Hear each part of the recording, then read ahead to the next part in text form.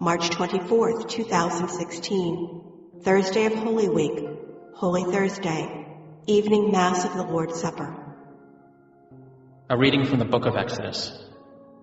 The Lord said to Moses and Aaron in the land of Egypt, "This month shall stand at the head of your calendar. You shall reckon it the first month of the year. Tell the whole community of Israel, on the 10th of this month, every one of your families must procure for itself a lamb, one apiece for each household. If a family is too small for a whole lamb, it shall join the nearest household in procuring one, and shall share in the lamb in proportion to the number of persons who partake of it. The lamb must be a year-old male and without blemish. You may take it from either the sheep or the goats. You shall keep it until the 14th day of this month, and then, with the whole assembly of Israel present, it shall be slaughtered during the evening twilight. They shall take some of its blood and apply it to the 2 doorposts and the lintel of every house in which they partake of the lamb. That same night they shall eat its roasted flesh with unleavened bread and bitter herbs. This is how you are to eat it, with your loins girt, sandals on your feet, and your staff in hand. You shall eat like those who are in flight. It is the Passover of the Lord. For on this same night I will go through Egypt, striking down every firstborn of the land, both man and beast, and executing judgment on all the gods of Egypt. I, the Lord. But the blood will mark the houses where you are. Seeing the blood, I will pass over you. Thus, when I strike the land of Egypt, no destructive blow will come upon you. This day shall be a memorial feast for you, which all your generations shall celebrate, with pilgrimage to the Lord as a perpetual institution." The word of the Lord.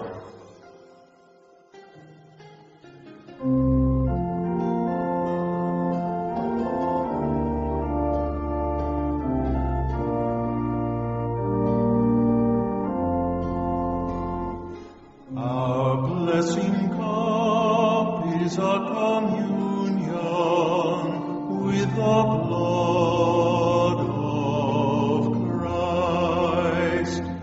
Our blessing cup is a communion with the blood of Christ. How shall I make a return to the Lord for all the good He has done for me? The cup of salvation I will take up, and I will call upon the name of the Lord.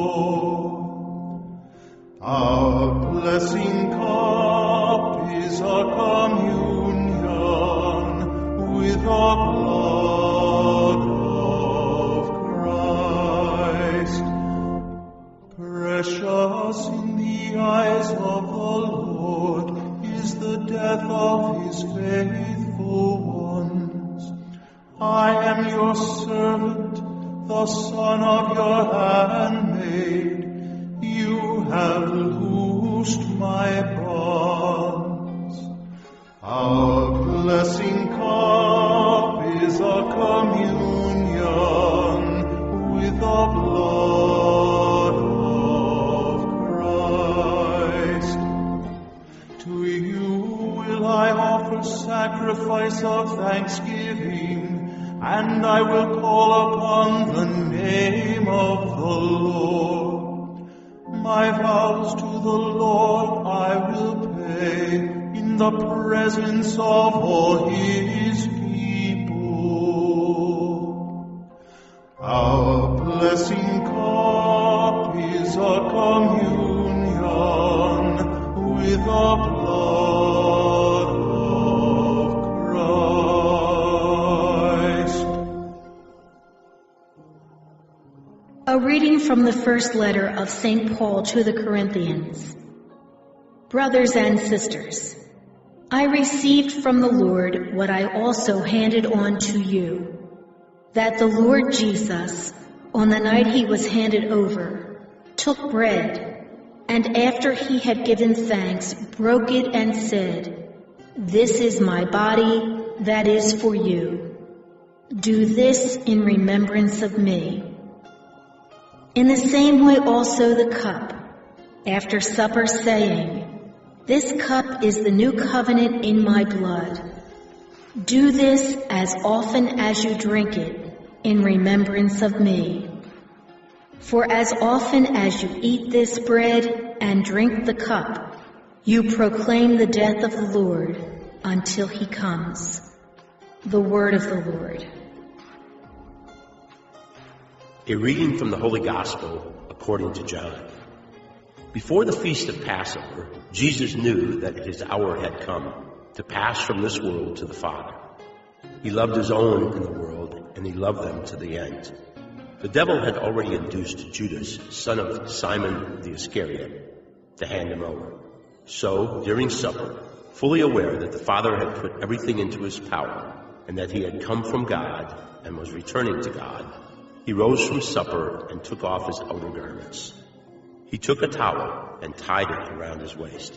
Then he poured water into a basin and began to wash the disciples' feet and dry them with a towel around his waist. He came to Simon Peter, who said to him, Master, are you going to wash my feet? Jesus answered and said to him, What I am doing you do not understand now, but you will understand later. Peter said to him, You will never wash my feet. Jesus answered him, Unless I wash you, you will have no inheritance with me. Simon Peter said to him, Master, then not only my feet, but my hands and head as well.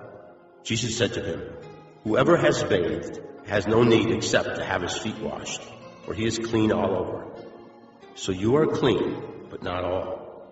For he knew who would betray him. For this reason he said, Not all of you are clean.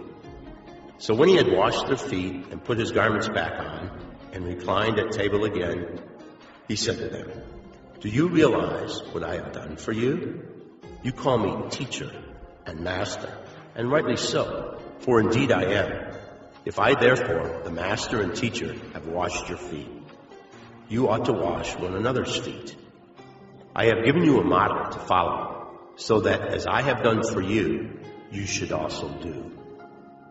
The Gospel of the Lord. March 24th, the Lord's Supper. The first reading comes from Exodus 12, 1-8, and 11-14.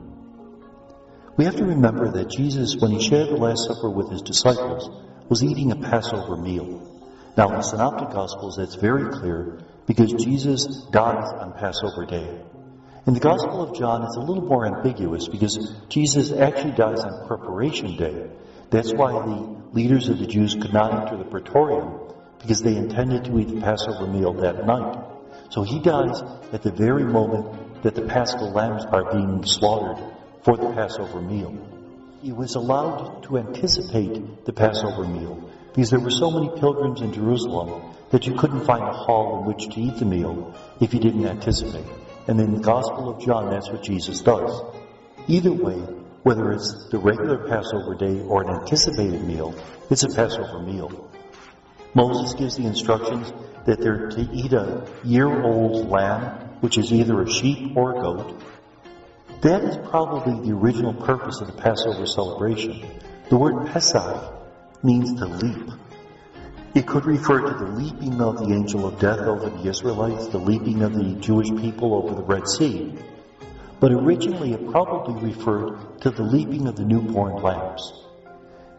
Passover was originally an agricultural feast to celebrate the birth of the new crop of lambs. That's why you would sacrifice a year-old lamb to give thanks for the new lambs that have come along. The Passover experience in Egypt gave it a historic foundation, that it's no longer simply an agricultural feast. It's a celebration of the fact that God has entered the history of Israel. He's liberated his people.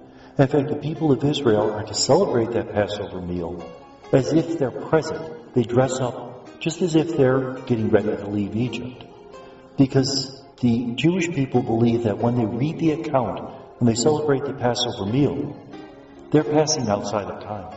They're actually present at the original event, something that we believe in our celebration of the Eucharist. The second reading is from 1 Corinthians 11, 23-26. This is Paul's account of the Last Supper meal, and this is the first written account that we have. Remember, the letters of Paul were written over a decade before the first gospel. This is the Greek version found in Luke, the one we heard at the Passion account on Palm Sunday, and in 1 Corinthians, that Jesus takes the bread and the cup, and he says that inside the cup is the covenant in his blood, as opposed to the Aramaic version, Matthew and Mark, which says what's inside the cup is blood of the covenant. It's a little bit softer. And this is to be a memorial. Now, what does that mean? Certainly it means that it's to be done over and over again, much as the Passover meal. But also, it's to be done in remembrance of Jesus. That Aramaic phrase also means when you do this, please pray for me. So that when we eat the Passover meal, we're not only remembering what happened, but we're also offering up Jesus as the sacrifice. Not that it's done over and over again. Rather, we're participating in that one event that occurred at the Last Supper, on Calvary, and at the resurrection. Like the Jewish concept of celebrating the Passover meal in modern times, we too believe that when we celebrate the Passover meal of the Last Supper, we're passing outside of time into eternity.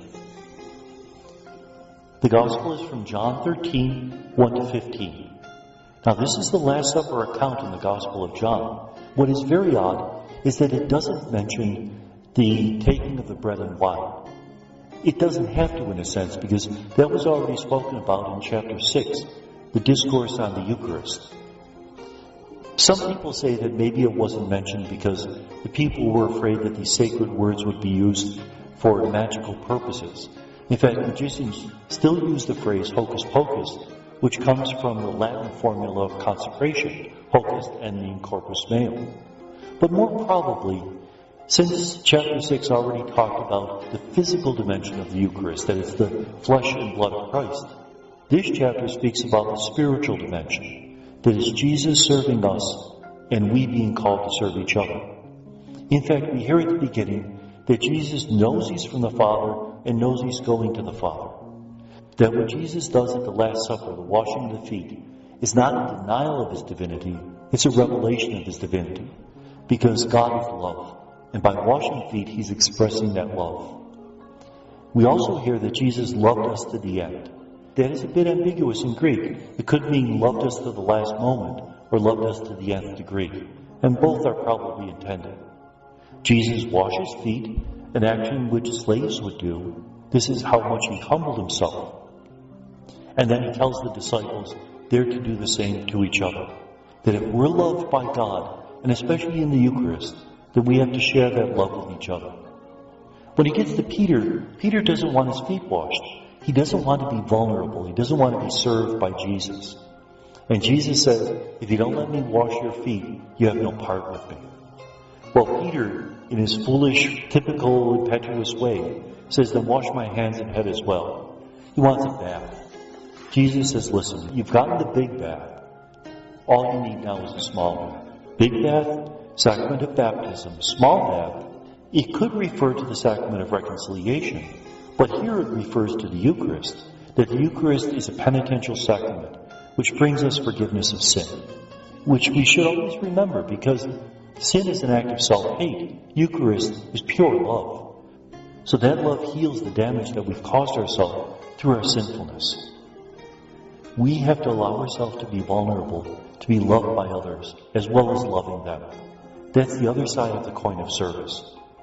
If we only do for others and we never let them serve us, then we could easily begin to be arrogantly self-sufficient. Our charitable actions could be fueled by neurotic energy rather than true love.